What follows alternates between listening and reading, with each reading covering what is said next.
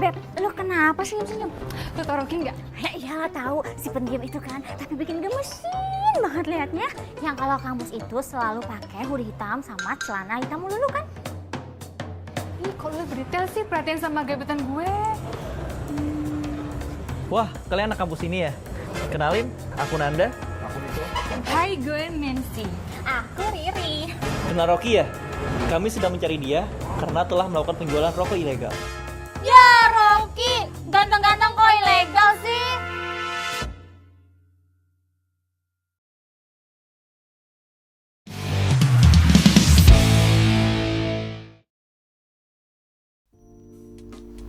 Assalamualaikum warahmatullahi wabarakatuh. Kembali lagi di podcast Tecu.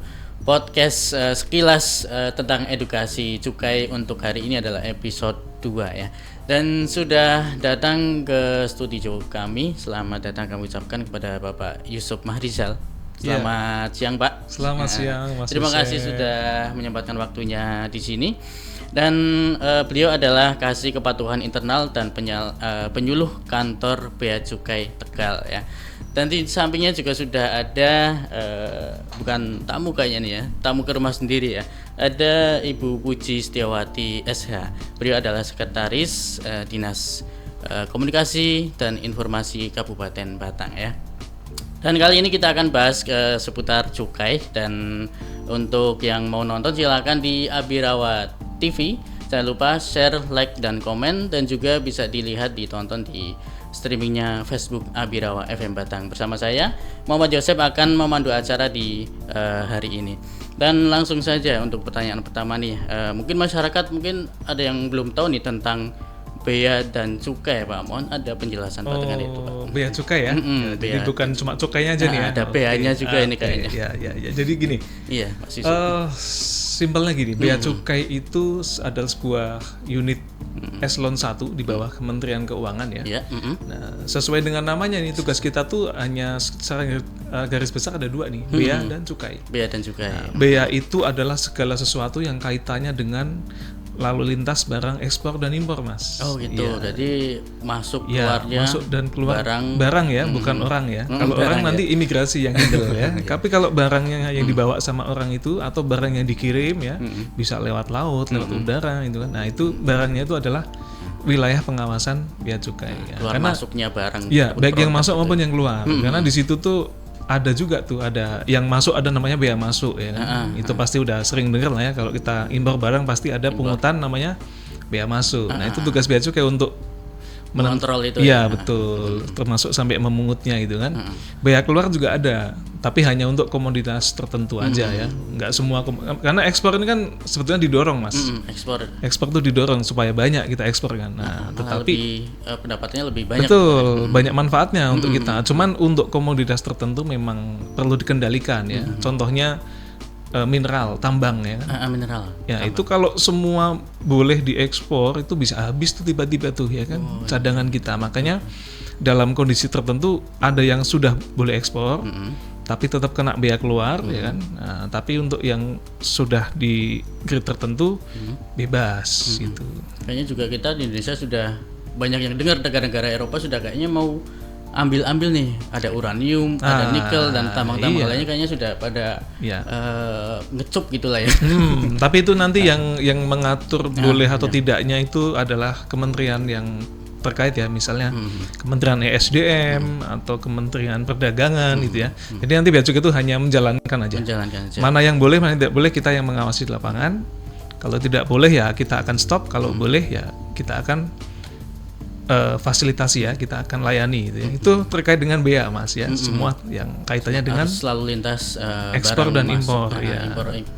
Impor ekspor gitu ya. Iya, betul. Barang masuk, barang keluar itu harus ada pengawasan dari bea cukai ya. Iya. Nah, kenapa sih Indonesia itu harus ada cukai? Mungkin banyak masyarakat yang bertanya kok harus ada cukai gitu kan. Barang mungkin kadang ada yang kita mau impor barang dari luar harus ada cukainya gitu. Kenapa? Ya, ini cukai ini tugas lain dari bea cukai ya. Tadi kan yang bea udah saya jelaskan. Nah, kalau cukai ini kaitannya dengan pengawasan barang tertentu sebetulnya. Barang tertentu itu yang ditetapkan di undang-undang. Nah, jadi cukai itu dasarnya adalah undang-undang, Mas. Undang-undang tahun 95. lalu diubah di tahun 2007 ya. Diperbarui. Undang-undangnya nomornya 39. Nanti kalau pemirsa kepo ya pingin baca langsung boleh. Nah, Undang-undang ada cukai. dasarnya undang-undangnya gitu ya. Ya, Undang-Undang nomor 39 tahun 2007. Tapi basicnya dulu Undang-Undang nomor 11 tahun 95. Diubah jadi 39 tahun 2007. Nah, di situ tuh disebutkan bahwa cukai itu adalah pungutan negara yang hanya dikenakan kepada barang tertentu yang memiliki sifat dan karakteristik yang sudah ditentukan dengan undang-undang tadi. Nah, sifatnya itu apa? Satu, konsumsinya perlu dikendalikan misalnya ya. Kemudian perlu dibatasi. Ada dampak negatif di masyarakat ya. Jadi intinya barang yang dianggap sebagai ini nggak boleh di loss nih barang ini nih. Kalau di loss tuh bahaya gitu loh. Maka dikenai cukai. Dikendalikan gitu ya. Iya. Nah, sampai saat ini juga jenis barangnya masih nggak banyak. Cuman sekarang tuh jadi 3 tambah 1. Tapi yang 1 ini belum mulai nih. Jadi yang 3 itu ya, yang 3 jenis itu pertama adalah etil alkohol. Etil alkohol atau biangnya minuman keras nih. Ini kena cukai, Mas. Yang kedua, minuman keras itu sendiri ya. Minuman mengandung etil alkohol. Ini minuman keras kena cukai dong. Karena kita tahu lah ya dampaknya ya seperti apa. Bahaya. Betul. Nah, yang ketiga ini adalah hasil tembakau. Iya. Nah, hasil tembakau ini luas juga. Mulai dari tembakau yang sudah diiris ya. Sampai ke olahan lebih lanjut. Misalnya rokok elektrik tuh ya. Itu termasuk juga hasil tembakau lainnya itu. Makanya kena cukai juga. Nah, kemudian yang keempat yang ini baru saja disetujui sama DPR itu adalah minuman berpemanis dalam kemasan. Minuman pemanis. Minuman Yang manis-manis itu. Pokoknya minuman yang mengandung pemanis yang dikemas dalam kemasan itu ya. Bukan es teh yang pakai gelas ya. Kalau iya, pokoknya yang kemasan siap minum itu. Nah, itu udah disetujui sama DPR untuk dikenakan cukai. Cuman memang penerapannya belum dijalankan karena masih digodok lah aturan teknisnya ya. Iya. Nah, tapi kalau kali ini mungkin kita akan lebih banyak membahas tentang rokok kali ya. Yang cukai gitu. Karena yang paling banyak ditemui di daerah kita kan itu ya, hasil tembakau ya. Mungkin juga sebagian warga di Kabupaten Batang ini penghasil tembakau juga saya dengar Bu ya. Mungkin Jawa ini Tengah, Jawa Timur itu. Ya, ini perlu tahu nih tentang hasil tembakau ini kan. Ya, jadi kenapa kok tembakau itu kena cukai? Ya, karena ini dianggap sebagai barang yang konsumsinya perlu dikendalikan ini. Berbahaya juga ya. Iya, satu bahaya untuk kesehatan, yang kedua secara ekonomi juga bahaya gitu kan. Itu kan kalau orang yang nggak suka rokok pasti komentarnya ngapain sih bakar uang gitu kan. Nah, tidak dianjurkan tapi banyak yang mengkonsumsi. Nah, itu dan yang sudah bisa kita pahami kan kalau orang udah terlanjur merokok itu susah berhenti. Betul nggak? Ada kecanduan. Betul. Jadi ada kandungannya kan ada nikotin dan lain sebagainya itu bikin kecanduan mungkin ya. Iya, makanya salah satu tujuannya dikenakan cukai ke tembakau itu adalah supaya harganya tuh jadi lebih mahal dibandingkan barang yang lain ya. Jadi kalau lebih mahal nanti harapannya ya yang membeli pun kalangan terbatas saja itu kan. Anak-anak sekolah biar nggak bisa beli itu loh karena mahal itu ya Bu ya. Kan kita nggak bisa bayangin aja kalau anak anak kita SD di sekolahan masih kecil itu jajannya rokok, astagfirullahaladzim itu kan nanti gedenya kayak apa kan gitu. Jadi itu seperti itu kenapa kena cukai ya karena negara ini pingin rakyatnya itu semakin sehat gitu ya. Oke, untuk pemirsa bisa kita lanjut nanti, kita break sebentar, tetap di Stay Tune podcast sekilas tentang edukasi cukai episode 2.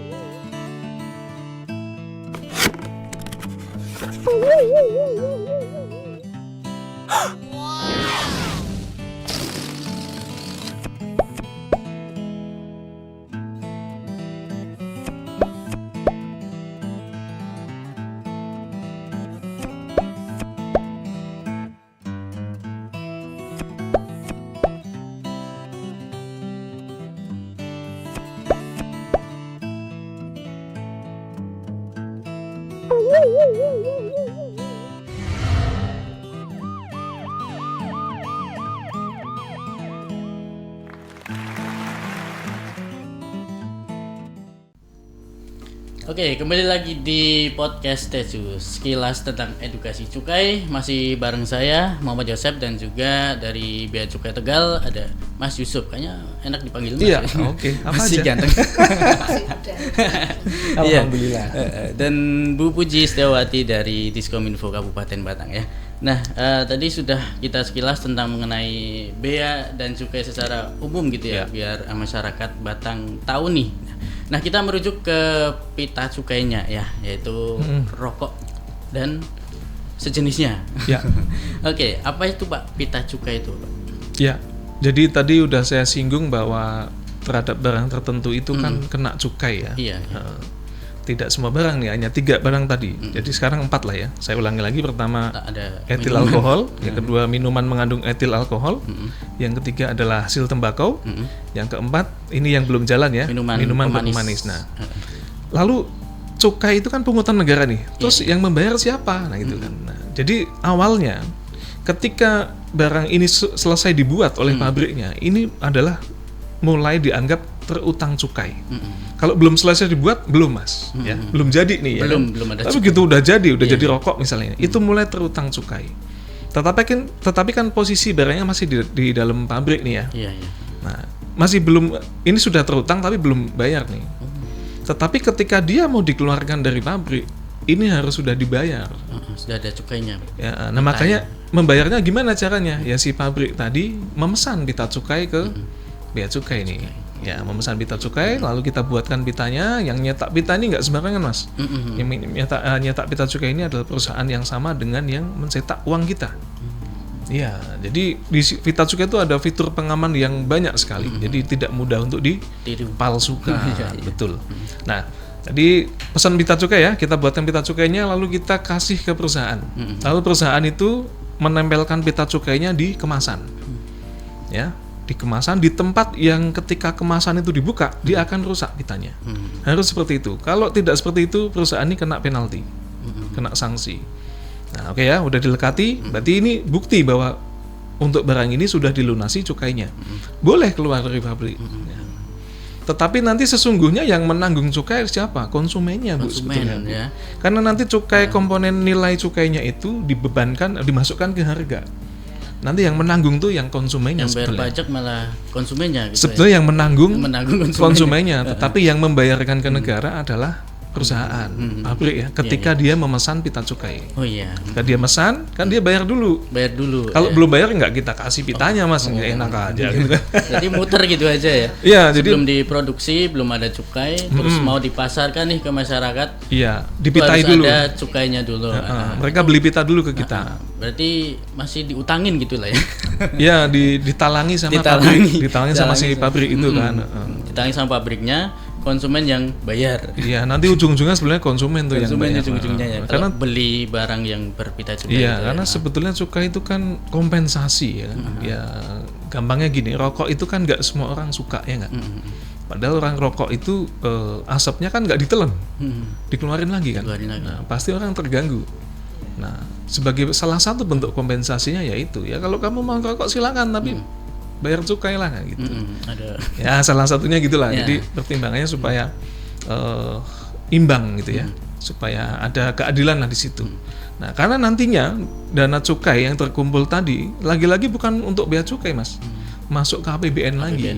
Bahkan sebagian dana penerimaan cukai itu nanti diturunkan lagi ke daerah, terutama ke daerah penghasil.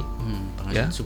Rokok, tembakau gitu ya. Betul, penghasil tembakau, ada yang ada pabrik rokoknya. Ya, pokoknya yang ada kontribusi ke cukai itu nanti mendapatkan dana bagi hasil namanya. DBH CHT. Dana bagi hasil cukai hasil tembakau. Nah, ini Batang ini termasuk yang dapat ya Bu ya. Nah, mungkin nanti Bu Puji nanti bisa ngasih sedikit gambaran berapa dapatnya untuk kemana saja itu. Karena itu juga sudah diatur tuh penggunaannya nanti untuk apa itu udah detail diatur sama aturan di Menteri Keuangan. Jadi Untuk jenis rokok sendiri yang berpita cukai dan yang enggak berpita cukai itu perbedaannya gimana Pak? ya, jadi kalau yang ada pita cukainya itu tandanya dia sudah dilunasi cukainya. Tapi kalau yang tidak ada pita cukainya berarti ini bodong nih. Ini Polos. berarti ini dia belum bayar cukai. Ini yang ilegal nih. Nah, ya jadi karena tarif cukai itu semakin kesini tuh makin naik karena memang kayaknya memang sengaja ya. Sengaja kenapa? Karena tujuannya kita itu kan ingin menurunkan jumlah rokok ya. Makanya sengaja memang tarif cukai itu dibuat pelan-pelan tuh naik. Nah, tapi lama-lamaan makin tinggi gitu ya. Gak kerasa naik. Akhirnya muncullah yang ilegal ini, yang nggak bayar cukai ini, bolos ini, itu kan. Ya. Nah itu masuk, kemudian ada juga yang mau beli. Padahal di situ tuh nanti bukan cuma masalah kerugian negara loh Mas di situ. Ada dampak lain itu. Dampaknya untuk negara. Iya, dampak untuk negara tadi penerimaan dari cukai pasti berkurang dong. Tapi sebenarnya ada dampak negatif yang lain juga yang kita harus tahu. Ya, misalnya dampak untuk kesehatan. Jadi rokok yang legal saja ya, itu sudah dampaknya negatif untuk kesehatan kan? Apalagi yang ilegal. Ya. Ilegal ini kan nggak jelas nih. Nggak ada pengawasan. Iya, pembuatnya siapa pasti namanya ilegal nggak akan ngaku dong, nggak akan nulis tuh di bungkusnya pabriknya di mana, namanya siapa, nggak mungkin ditulis. Kalaupun ditulis alamat palsu nih, Ayu Ting Ting. Pasti satu itu pembuatnya nggak jelas. Yang kedua bahan-bahannya kita nggak tahu. Yang ketiga kandungan nikotin, kandungan tarnya itu tidak melalui uji laboratorium. Tidak ada pengawasan lah di situ ya. Iya, Ada betul. uji-ujinya ini berapa persen harus berapa persen gitu ya. Kalau yang legal kan mereka harus mengikuti ambang batas yang ditetapkan sama Kementerian Kesehatan ya. Mereka harus uji lab dulu, nanti hasil uji labnya harus menunjukkan angkanya itu masih di ambang yang diperbolehkan gitu ya. Udah ada aturannya nih. Ya. Biasanya di dalam kemasan rokok itu ada kandungan gitu ya. Ya, nah itu melalui uji lab. Nah, kalau yang ilegal mungkin dicetak di kemasannya, tapi asal cetak aja itu kan, bukan hasil lab itu kan. Itu untuk dampak kesehatan masyarakat itu bahaya. Karena kalau ada apa-apa, konsumen rokok ilegal ini mau komplain ke siapa coba? Kan nggak bisa ya. Itu kan untuk rokok ya Mas ya. Kelihatan lah. Sekarang kan udah ada vape nih. Penggemar vape udah banyak vape ya, ataupun rokok elektrik gitu kan. Itu juga bercukai juga itu Pak. Ya, jadi rokok elektrik ini termasuk yang kena cukai juga, karena di situ ada turunan tembakau sebetulnya ya. Tapi liquid dalam bentuk cairan, berarti tembakau dalam bentuk cairan itu ya? Ya, sekarang udah macam-macam. Iya, tembakau tuh macam-macam sekarang bentuknya. Ada yang terbaru tuh yang pakai dipanaskan ya, bukan dibakar tembakonya, dipanaskan menghasilkan asap gitu kan. Kayak motor. Iya, kayak busi. Busi. Iya. Gitu kan, panas kan. Itu asapnya juga lebih tebal. Bahaya enggak, Pak? Bahaya juga. Sebetulnya bahaya juga sih. Ya, apalagi kan didominasi produk kimia kan, kalau yang cair itu kan. Ada turunan tembakonya sih, kandungan nikotin tuh ada ya, tapi nggak banyak. Hanya karena nikotin tuh kecil banget sebenarnya kandungannya. Nah, kalau yang rokok biasa kan dia lebih banyak sebenarnya herbal ya kalau saya bilang ya. Itu dari tanaman ya, dikeringkan lalu ya dibakar tuh kan. Ya, itu masih alami lah ya. Cuman kalau yang vape ini kan dia basicnya tuh kimia yang dicampurin dengan esensnya tembakau lah misalnya, supaya ada rasa-rasa tembakonya. Karena yang membuat ketagihan tuh nikotinnya Mas sebetulnya. Jadi kalau rokok elektrik yang tanpa nikotin itu katanya hambar. Iya, katanya gitu. Saya juga nggak tahu ya, tapi katanya gitu. Katanya kalau nggak pakai nikotin tuh nggak enak itu katanya. Mungkin rasanya kurang mantap gitu ya. Betul. Nggak ada efek geliang-geliangnya mungkin. Nggak tahu juga lah. Pokoknya katanya gitu. Makanya yang nge-vape.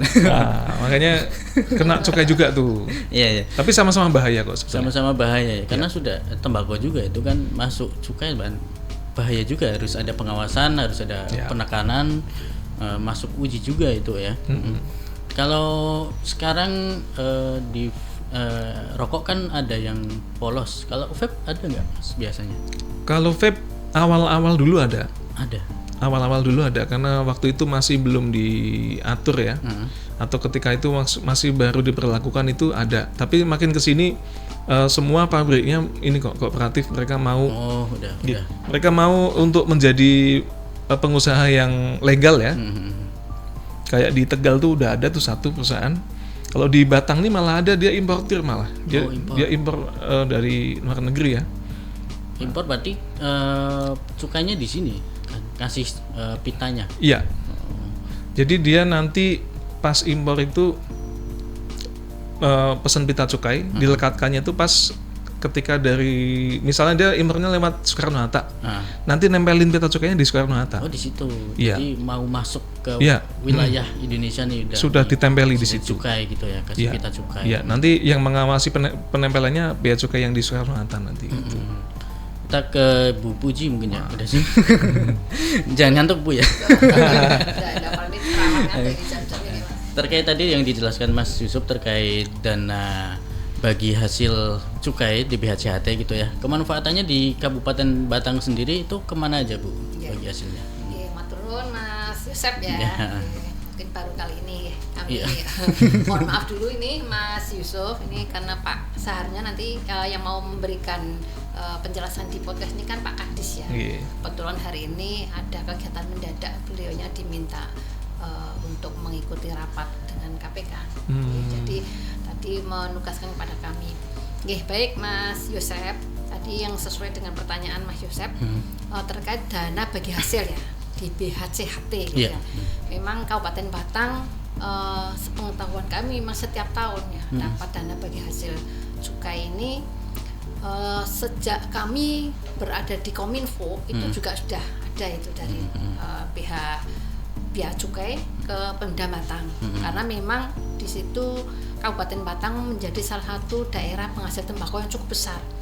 Ini di tempat Batang itu kebanyakan dari daerah yang dataran tinggi nih Mas Yusuf. Jadi ada di wilayah kecamatan Bawang, Tersono, Reban itu banyak penghasil tembakau kayak Blado juga itu daerah-daerah yang dingin lah gitu karena memang tembakau kan hidupnya di situ ya di daerah yang dingin seperti itu. Terus ada pabrik rokok juga Bu? Ada, ditulis kalau nggak salah ya. Ditulis itu MPS ya, namanya MPS ya Mas. MPS itu pabrik rokok. Itu Sampurna ya, produknya Sampurna. Itu sudah ya termasuk itu pabrik besar kok. Ya, termasuk yang besar. Ya, besar itu. Nah, dari tahun ke tahun memang Kabupaten Batang mendapatkan dana bagi hasil cukai itu. Namun peruntukannya juga tidak rutin. Artinya di setiap OPD yang mendapatkan itu tidak rutin. Jadi seperti Kominfo sendiri ya, Kominfo sendiri tidak rutin setiap tahun.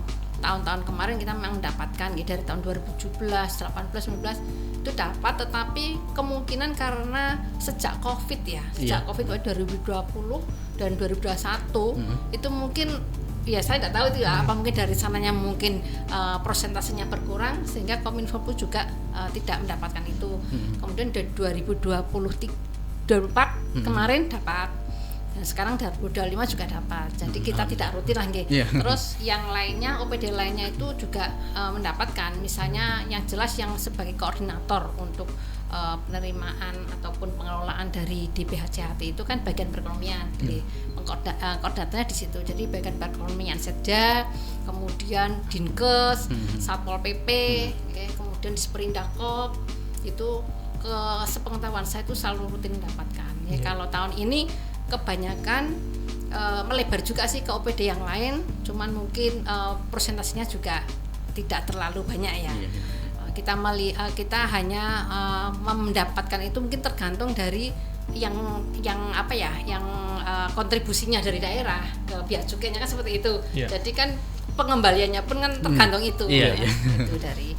Nah, kalau Kominfo sendiri, ini karena kami dari Kominfo ini mendapatkan anggaran itu kalau tidak salah 50 juta Pak ya per tahun itu. Tahun ini, kan khusus Kominfo ya. Nah, ini kita gunakan untuk sosialisasi karena memang sesuai dengan tusi di Kominfo ini sesuai dengan Perbup nomor 107 tahun 2021 terkait dengan tugas pokok fungsi di Kominfo. Memang kita kan tugasnya adalah sosialisasi, edukasi, kemudian diseminasi terkait dengan ketentuan di bidang cukai itu, sehingga kita melakukan kegiatan-kegiatan sesuai tusi kita. Misalnya kita melakukan sosialisasi seperti saat ini ya. Saat ini kan kita podcast ya, melalui podcast ini kita melakukan, kemudian kita juga membuat baliho-baliho nih Mas Yusuf ya, baliho-baliho terkait dengan gempur rokok cukai ya, gempur rokok ilegal. Gempur rokok ilegal itu kita sudah bikin spanduk-spanduk di tahun ini ada di 5 titik. Kita pasang di tempat-tempat rame yang ada tempat perbelanjaan itu ada di wilayah Kecamatan Batang sendiri, mungkin di pusat perbelanjaan di pasar, kemudian di sekitar Pasar Bandar, kemudian Limpung, Bawang, Parungasem. Itu yang ada pusat-pusat perbelanjaan yang besar gitu nggih.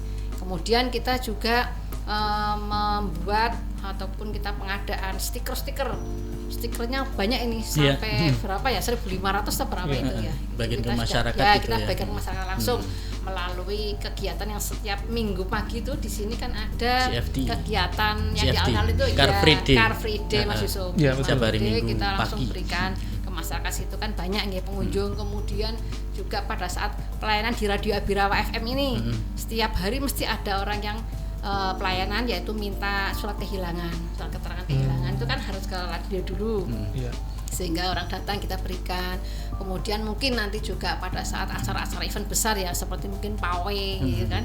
PAWE di HUTRI, kemarin PAWE di Hari Jadi Kabupaten Batang, kan penonton banyak ya kita sebarkan di situ. Selain itu juga kita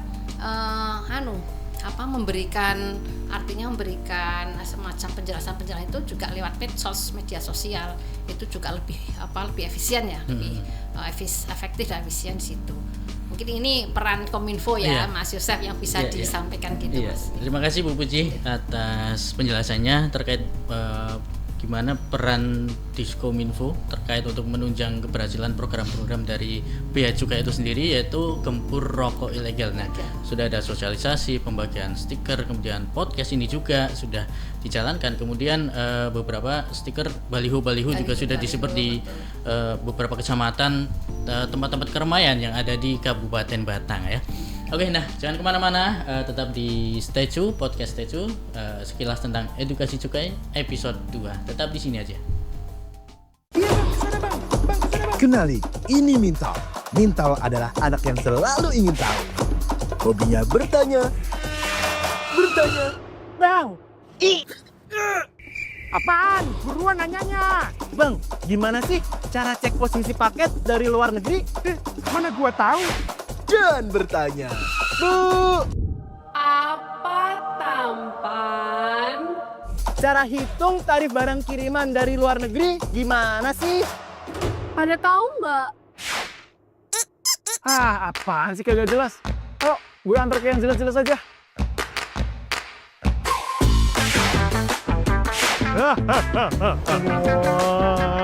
Kamu mau tanya seputar kepabeanan dan cukai? Tenang. Untuk kalian yang ingin bertanya seputar kepabeanan dan cukai, dapat menghubungi call center Bravo Bea Cukai 1-500-225. Halo Bravo Bea Cukai, mau tanya. Atau kamu lebih suka nulis, bisa juga email ke info@customs.go.id. Aduh, email aja nih. Eits, gak cuma itu aja. Kalian juga bisa loh klik www.beacukai.go.id, lalu klik web chat di laman resmi tersebut. Gimana? Gampang kan? Daripada bingung nanya siapa, mending nanya Bravo Bea Cukai aja. Bravo, tolongin.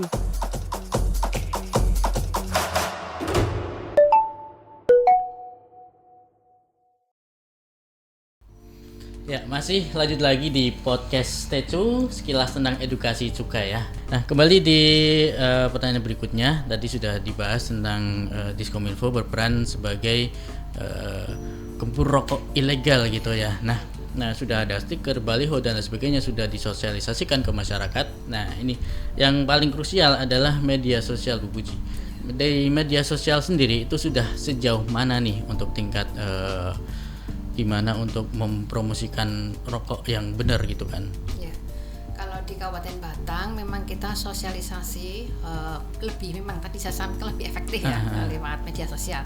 Karena apa? Di situ kan medsos itu banyak artinya influencer itu ya. Influencernya itu kan kita juga memiliki banyak, artinya banyak kolega di situ. Kita enak kalau sudah dengan mereka. Kita memberikan artinya kita nge-share gitu ya, nge-share lewat misalnya adminnya medsos itu. Iya, admin medsos. Mereka akan nge-share ke masing-masing apa itu namanya publikasi ya, melalui publikasi media di masing-masing sosial. kanal mereka. Ada yang Facebook dengan nama yang berbeda-beda, kemudian Instagram. Insya Allah kita akan selalu berkembang baik selama kita juga bisa menggandeng mereka. Ya, jadi mereka kita berikan edukasi terlebih dahulu. Tentunya edukasi ini pun juga ya ada momen-momen tertentu lah. Iya. Ya. Jadi kita misalnya undang di situ dengan para penggiat medsos gitu. Nanti mereka akan memberikan ataupun menyampaikan informasi ini lewat media sosial. Karena kan sasarannya langsung masyarakat itu ya. Masyarakat. Mereka biar tahu, apalagi anak-anak muda. Ini anak muda biar mengerti lah seperti itu. Tadi udah sampaikan dari Mas Yusuf ya. Bagaimanapun juga triknya pemerintah kan berarti menaikkan nih tarifnya cukai sedikit demi sedikit biar maksudnya ada semacam apa ya, kayak ya semacam jerah dari anak-anak muda ini biar tidak terlalu dini mereka mengkonsumsi rokok kan seperti itu. Anak-anak muda yang kadang SD, SMP itu sudah pada itu kan biar tidak sering belilah, maksudnya kalau tarifnya naik tinggi itu kan mereka juga akan susah lah. Itu mungkin triknya salah satu seperti itu. Kami juga mendukung seperti itu. Kami memberikan edukasi juga terhadap anak sekolah pun ya, terhadap anak sekolah mungkin lewat yang Abirawa kan di sini kita ada program Go to School ya, Abirawa Go to School Mas Yusuf. Jadi program-program Abirawa disampaikan anak-anak sekolah termasuk dalamnya ada itu. Jadi tetap disisipkan di situ. Kita mensosialisasikan terhadap rokok apa ya, kita cegah rokok ilegal kan seperti itu, okay? Biar mereka itu mengerti, paham. Itu yang lewat media sosial. Selain itu juga kita mungkin lewat media yang bukan media sosial Mas Yosep ya. Apa, Bu? Jadi kita bisa melakukan kemitraan. Jadi ada kemitraan itu misalnya kita dengan FK Mitra, FK Mitra yang melalui pertunjukan kan seperti itu. Lah pertunjukan itu biasanya dengan drama ataupun dengan ya apa ya, kalau sekarang itu ya tradisional itulah ya, media tradisional itu kalau misalnya di panggung itu kita sering melakukan seperti itu. Kita menggandeng dengan mitra FK Mitra ya yang ada di Kabupaten Batang. Itu temanya gitu, gempur rokok ilegal seperti itu. Biar masyarakat itu kalau selalu disosialisasikan, diingatkan itu nanti kan artinya bosan ya, saya diingatkan terus ya udah bisa mengikuti. Artinya sosialisasi itu tidak hanya 1 kali 2 kali tapi terus menerus kita lakukan. Yang lebih paling efektif itu ya tadi lewat medsos. Medsos kan tidak mengenal jam waktu kan ya. Yang penting selalu kita edukasi ke mereka lewat media sosial. Itu mungkin yang seperti itu Mas Yusuf. Ya, Diskominfo sudah mengumpulkan penggiat medsos. Semua admin dikumpulin buat mensosialisasikan gerakan gempur rokok ilegal ya. Sudah menyasar ke sekolah-sekolah juga, karena sekolah apalagi SMP SMA itu sudah kayaknya ada yang beberapa mulai merokok gitu. Nah itu bahaya kan. Nah juga dari FK Mitra sendiri itu suatu pertunjukan seni yang juga disisipkan ada edukasi tentang rokok ilegal ya. Nah ini kayaknya sudah megang-megang aja nih Mas. Iya. Megang. Nah, ini contoh nih. Contoh ya. Iya. Jadi contoh rokok yang ini ilegal. Itu ilegal, berarti polos. Ini kalau kita amati ini tidak ada pita cukainya sama sekali. Oh iya. Bisa di perjalanan zoom gitu. Iya. Kita putar-putar bolak-balik nggak nemu pitanya kan gitu. Nah, beda dengan ini. Nah, ini yang polos ya. Jadi cukainya biasanya di sini, Mas. Iya, mestinya kan di situ, di tempat di tempat pembukanya itu tempat segel gitu. Nah, berarti kayak segel itu ya. Awal buka rokok ya. Termasuk yang vape ini juga sama, ditempatkannya di sini, ditutup botol. Yang ini resmi ya, legal betul. Dan ada cukainya. Dan kebanyakan dari rokok-rokok yang ilegal itu mereknya juga enggak aneh-aneh gitu ya. Aneh-aneh. Kadang tapi ada yang aneh juga belum tentu ilegal sih. Ini aneh tapi legal ini. Produk lokal gitu ya. Ya, ini buatan lokal dan murah itu Mas. Berapa ini Mas? Itu nggak nyampe 10.000. Tapi udah legal. Kenapa kok bisa murah kan itu pertanyaannya? Iya, gimana Mas? Nah, karena sebenarnya tarif cukai itu nggak flat Bu. Jadi dia ada beberapa hal yang bisa mempengaruhi tarif cukai itu tinggi atau rendah. Yang pertama adalah tingkat atau level perusahaannya.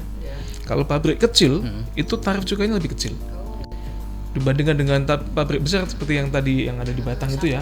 Itu tarifnya tinggi.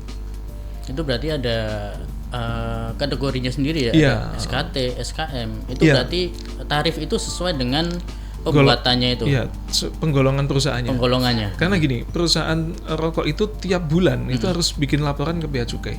Laporan produksi 1 bulan. Tiap bulan tuh bikin. Mau yang kecil mau yang besar semua bikin laporan. Nanti tiap tahun kita evaluasi. Kalau sudah ada yang produksinya tuh melebihi 3 miliar batang itu misalnya, dia akan naik golongan. Nanti tarifnya akan naik. Itu artinya apa? Kalau dia produksinya banyak, berarti kan laku. Nah, ya kan? Tadi sudah dijelaskan tentang perbedaan contoh asli ini ya. Cukai asli sama dengan yang tidak bercukai. Ini polos dan di sini ada cukainya.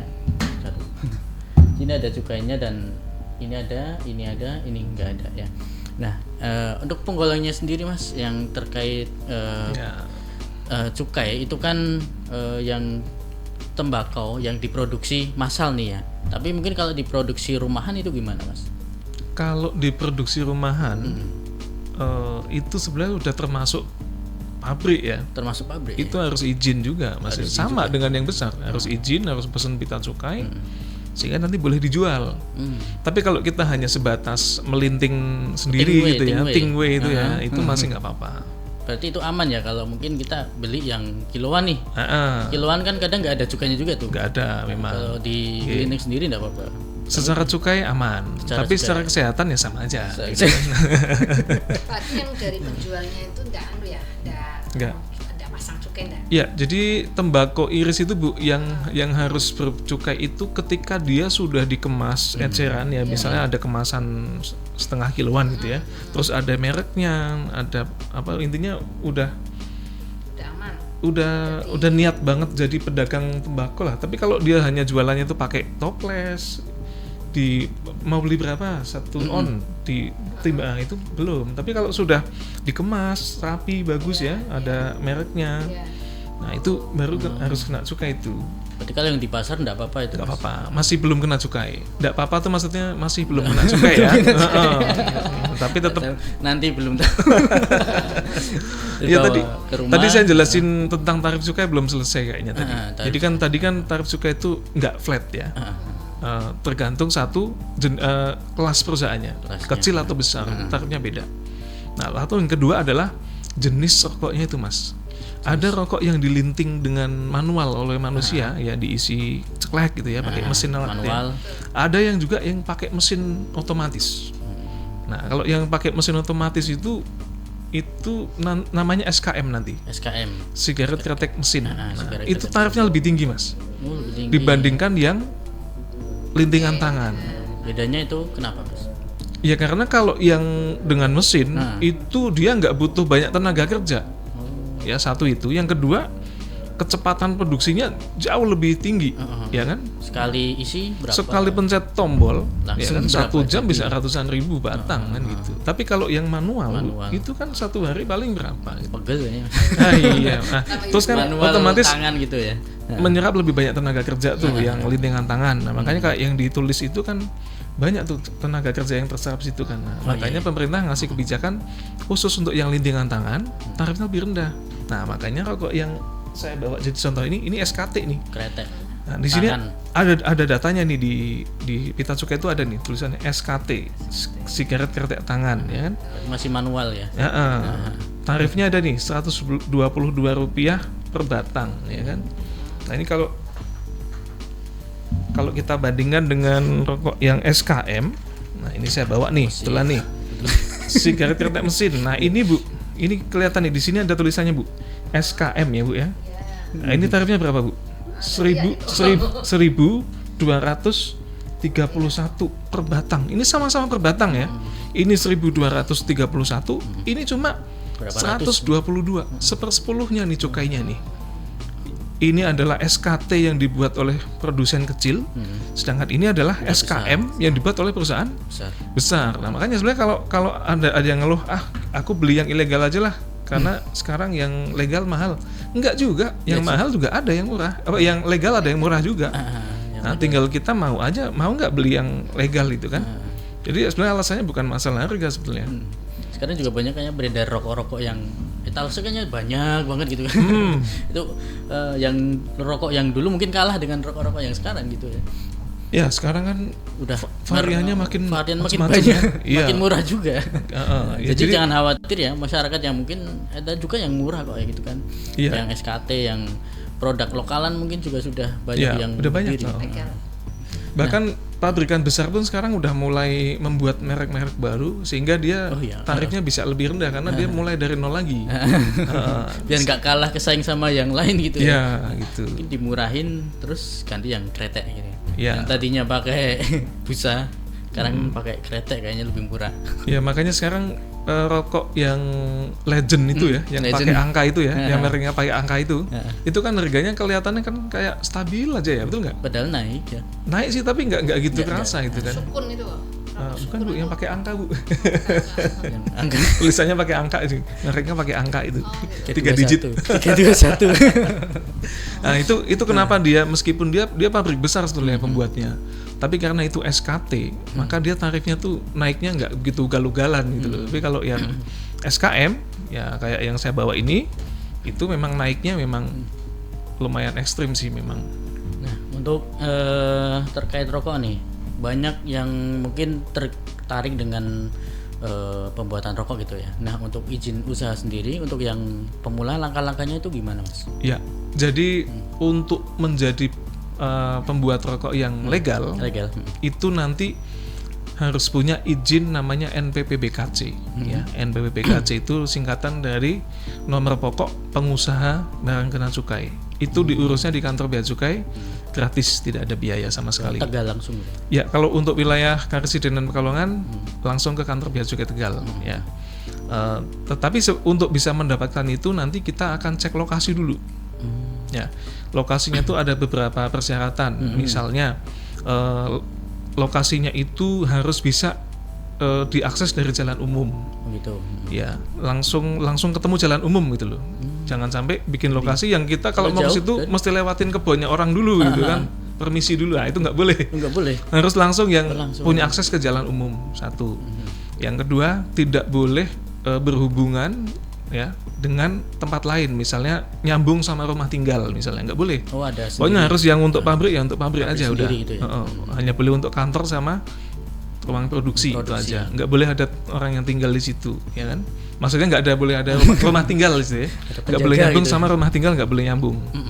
Kemudian luasnya itu minimal 200 meter persegi, bukan luas bangunannya, luas lahannya. Lahan produksinya itu. Lahan yang diusulkan untuk menjadi pabrik itu minimal 200 meter persegi. Oh iya, tempat produksinya itu. Ya, itu syarat fisiknya seperti itu. Kira-kira nanti lebih lengkapnya bisa konsultasi ke kantor bea cukai ya. Tapi kurang lebih besarnya seperti itu. Kemudian untuk izin-izin dokumen-dokumen ya standar sih Mas, paling NPWP lah ya kan. NIB. Kemudian izin usaha dari OSS ya. NIB betul. Nanti izin berusaha gitu. Ya itu ya normatif lah kalau yang dokumen. Nah ini sudah ketahui nih kalau langkah-langkahnya berarti agak panjang gitu Mas ya. Ya nanti pertama cek lokasi dulu. Kalau lokasinya memang sudah memenuhi syarat, baru nanti memenuhi kelengkapan dokumen. Karena kasihan aja kalau orang udah ngelengkapin dokumen ternyata tempatnya nggak memenuhi syarat kan. Nah, udah capek-capek ngurus dokumen, tempatnya nggak lolos. Jadi pertama yang kita cek adalah lokasinya. Lokasinya oke, baru dia masuk ke tahap melengkapi dokumen. Kalau dokumen udah oke semua, nanti terakhir presentasi. Presentasi di depan kantor bea cukai, nanti di depan kepala kantor ya, nanti presentasi akan seperti apa pabriknya, proyeksinya bagaimana, nanti karyawannya berapa, pemasarannya kemana gitu ya. Intinya menggambarkan nanti bakal seperti apa sih perusahaan ini gitu loh. Nanti kalau kita melihat ini gini oke lah ya, kita akan kasih izin. Gitu. Berarti tetap ada pengawasannya gitu ya. Mungkin orang-orang yang nggak mau ribet ya pasti udah langsung bikin aja gitu kan. Shortcut ya. Nah, bahaya juga. Sekarang juga kayaknya warung-warung sudah nggak ada Mas. Dulu kan kayaknya ada yang sekarang di warung-warung sudah ditangani sama Satpol PP, udah diringkus semua. Ya. Nah itu kan yang di tempat-tempat kelihatan mungkin ya. Kalau di warung mungkin ada yang jual-jual gitu kelihatan. Nah untuk kalau kita kan belanja nggak semua di darat gitu kan, ada juga yang ada lewat udara, itu lewat elektronik dan itu pengawasannya bagaimana Mas? Ya. lewat belanja elektronik gitu lah ya. Ya, belanja online ya. Belanja online. Ya, kita juga sudah kerjasama dengan perusahaan pengiriman ya. Paketnya itu kita udah kerjasama. Jadi kalau ada kemasan yang mencurigakan ya itu kita seringkali dapat informasi juga. Ya, jadi nanti kita datangi kalau ada informasi kita cek, wah ini kayaknya memang rokok nih, bener nih. Nah, biasanya kita lakukan pengawalan nih ya. Nanti ketika udah diterima baru kita buka tuh, kita periksa. Ini beberapa kali berhasil kita. Ekspedisi gitu ya. Berarti nyampe ekspedisi ini mencurigakan, langsung datangin alamatnya pengirim gitu. Ke penerimanya dulu. Penerimanya dulu. Jadi kan kalau ekspedisi kan nggak berani buka barang kan? Oh, nggak berani ya? Iya, nanti yang kita suruh buka si penerimanya. Kan dia juga mengakui, oh iya memang saya pesen ini gitu kan. Ya udah kalau kita buka ternyata rokok ilegal ya, kita tindak itu. Itu udah berapa kali tuh penindakan seperti itu. Tindak yang ngirim? Yang penerima dulu. Nanti kalau penerimanya bisa nunjukin pengirimnya siapa, nah nanti kita minta bantuan ke kantor yang mengawasi daerah pengiriman untuk melakukan penindakan juga di sana. Betul, berarti kayak sudah terstruktur gitu ya? Ya betul. Cuman memang karena ini pengiriman domestik ya, itu kita nggak bisa mengawasi 100% ya. Kalau dari kalau yang ekspor impor ke Jawa Timur kan jauh juga itu Pak. Iya. Dan memang itu sebenarnya di luar pengawasan bea cukai, beda dengan kiriman yang internasional kan. Kalau kiriman internasional kan semua di bawah pengawasan bea cukai itu. Kita ada mesin X-ray-nya ya kan, bisa kita cek semua. Tapi kalau yang ini kan pengiriman lokal ya, jadi memang kita mengandalkan informasi sih dari masyarakat tentunya ya, termasuk dari pengusaha paket ini ya. Kalau mereka untuk sanksinya sendiri Pak, itu yang teringan apa, yang terberat apa itu? Ya, jadi sebetulnya di Undang-Undang Cukai ini ada ketentuan pidananya Mas, itu yang berat tuh.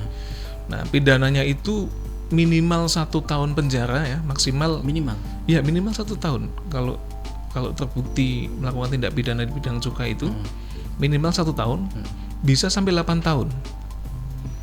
Udah gitu masih ada ancaman denda lagi. Bisa 2 kali nilai cukai yang seharusnya sampai dengan 10 kali nilai cukai yang seharusnya. Tergantung tingkat pelanggarannya ya, jenis-jenis pelanggarannya juga. Makanya sebetulnya kalau saya bilang yang paling berisiko itu sebetulnya adalah pedagang nih, penjual. Ya ini mohon maaf nih Bu ya. Kalau kita membayangkan nih, kalau kita bayangkan misalnya pabrik itu bikin rokok ilegal nih, udah jadi nih ya kan, 1 juta batang misalnya. Saya yakin pabrik itu nggak akan nyimpan barang itu lama-lama. Pasti langsung dibagi, sebar gitu kan. Nah, entah takut gimana gitu caranya. Iya pasti kan gitu. Kalau perlu nggak usah bayar dulu deh. Yang penting kamu ambil barang saya dulu. Nanti kalau udah laku baru bayar. Kalau perlu seperti itu. Titip-titip dulu gitu. Iya betul ya kan. Nah, yang jadi resiko sebenarnya adalah si pedagang ini ketika dia mau nampung barang ini, memangnya langsung laku. Nah, pasti ya, kelihatan gitu lah. Nah, kadang-kadang apalagi dipajang ya kan. Nah, pas ada razia, nah ini nih. Yang kena itu.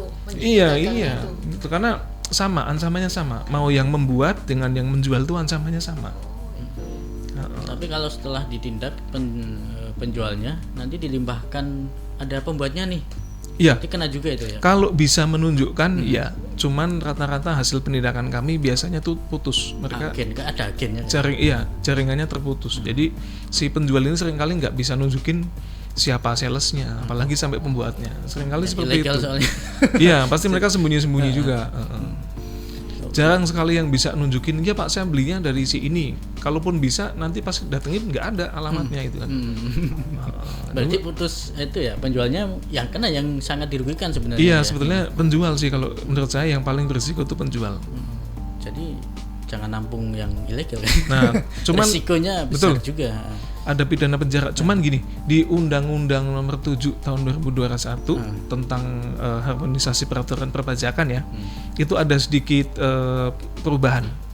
Jadi untuk pemidanaan penjara itu dijadikan opsi terakhir. Kita menggunakan asas hukum namanya ultimum remedium, di mana pemidanaan itu adalah sebagai opsi paling akhir. Apalagi ini kan kasusnya kasus pidana keuangan negara nih ya kan, pidana ekonomi. Negara dirugikan secara ekonomi kan, secara keuangan. Makanya diutamakan adalah denda dulu. Kalau denda nggak bisa, baru masuk penjara itu. Nah, sesuai Undang-Undang Nomor 7 itu, kalau orang terbukti melakukan tindak pidana cukai, maka dia diberi kesempatan ya untuk mengakui kesalahan, kemudian membayar denda sebesar 3 kali nilai cukai yang seharusnya. Berarti tetap kena cukai juga. Iya, denda. Jatuhnya kena denda. Jadinya denda ya. Kena denda dan barangnya dirampas. Iya. Bukannya kena denda terus barangnya dikembalikan ke dia, enggak. Sudah rugi berkali-kali lipat Iya. itu ya. Nah, ini yang perlu pendengar tahu. Dendanya berapa Pak? Emang 3 kali nilai cukai itu, kan? Nah, kita mengasumsikan dengan golong tarif cukai yang paling rendah ya untuk SKM, karena kebanyakan rokok ilegal ini SKM, Mas. Ada busanya berarti. Ya. Yang mesin-mesin itu ya. Iya, pokoknya dibuat dengan mesin, karena pembuat rokok ilegal itu pasti kan pinginnya cepat dan nggak banyak orang tahu. Kalau pakai SKT yang linting kan banyak pegawainya, banyak yang tahu gitu kan. Tapi kalau pakai mesin kan dia cukup punya karyawan 2 orang udah cukup ya kan. Satu bagian mencet tombol, satu bagian packing gitu kan. Nah, jadi karena kebanyakan rokok ilegal itu SKM, maka ilustrasinya untuk dendanya itu, kalau 1 slop rokok, ada bawa contoh 1 slop nggak? Nah, 1 slop itu 10 bungkus biasanya ya. Itu kita hitung itu, nah kira-kira segini nih, rokok ilegal segini nih kalau ketangkep nih, dendanya bisa mencapai 450 ribuan nih. 1 slop? Iya, segini nih. Dendanya segitu loh, Mas. Lah, Cocok nggak sama modal sama ini keuntungannya, enggak kan? Kalau berslop-slop biasanya kan produksi pasti sekalian banyak gitu ya. Ya, biasanya dikemas di slop-slop gini. Makanya kalau ini ketahuan di toko, ada ketahuan jual seperti ini, sebenarnya bisa kena pidana. Cuman dia dikasih kesempatan untuk, Pak, saya denda aja deh Pak, biar nggak dipenjara. Nah, dendanya berapa? Segini itu 450 ribu. Itunya juga diambil. Ini diambil. Sesuai dengan bukti berarti. Iya, ini diambil nanti dimusnahkan ya. Jadi ruginya bertumpuk-tumpuk nih untuk pedagang. Makanya ini hanya contoh gitu ya. Iya. Tidak dikonsumsi. Betul. Ini hasil penindakan kita sisihkan untuk sebagai alat peraga sosialisasi. Jadi ini saya himbau kepada pendengar semua yang punya toko ya, atau yang selama ini jual rokok nggak jelas ya, mohon dihentikan karena nanti ancamannya pidana atau minimal dendanya ya itulah. Supaya nggak dipenjara, dendanya segini nih 450 ribu nih. 1 slop ya? 1 slop. Bayangin kalau udah produksi banyak gitu kan. Wah, berapa di itu? Di gudang. Ya pilihannya tinggal itu, kalau nggak sanggup bayar denda ya masuk. Nah, minimal 1 tahun. Minimal 1 tahun. Maksimal bisa sampai 8 tahun. Bisa sampai 8. Itu belum sama denda juga ya? Iya, tetap nanti ada dendanya. Ada dendanya. Tetap ada denda juga. Sudah jatuh tertimpa tangga. Iya, tangga diinjak-injak pula gitu kan.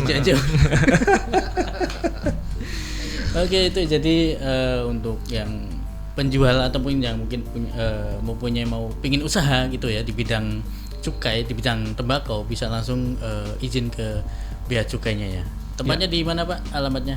Kantor kami di Jalan Sumbawa ya. Jalan Sumbawa itu di dekat Pelabuhan Tegal ya, itu di Jalan Sumbawa, gampang ditemukan lah itu. Di dekat gitu ya? DPRD Tegal lah itu. DPRD Tegal patokannya ya. Dekat situlah pokoknya. Terus kalau mau tanya-tanya boleh ke WhatsApp kami, atau kalau mau ngasih informasi adanya rokok ilegal juga boleh. Kita sangat senang sekali. Bisa ke 0811 2888 521. Ya, 0811 2888 521. Nah, misalnya pendengar nih pedagang nih misalnya, kemudian ditawari rokok nih, terus ragu-ragu, Pak, ini rokok ada pitanya tapi kok saya ragu-ragu ya. Boleh difoto aja, kirim ke WA itu, tanya. Oh, bisa lapor. Boleh ya, nggak apa-apa. Bisa mengadu juga ke. Mengadu kita juga sangat senang, karena memang penindakan kita ini rata-rata diawali dari informasi masyarakat. Informasi masyarakat, betul. Iya. Jadi bisa ngadu juga, bisa konsultasi dan lain sebagainya ya. Ya. Oke. Terakhir nih Pak, untuk himbauan kepada masyarakat nih, ya konsumen, ya pembeli semuanya lah gitu ya, untuk menghindari yang namanya rokok ilegal ini Pak. Ya. Jadi saya menghimbau kepada semua masyarakat ya, untuk menjauhi rokok, apalagi yang ilegal gitu ya. Kalau memang Anda sudah menjadi, atau memang kita sudah menjadi perokok ya, sudah terlanjur susah untuk berhenti ya, tolong hanya konsumsi rokok yang legal saja, yang ada cukainya, karena itu menunjukkan bahwa kita adalah perokok yang bertanggung jawab ya.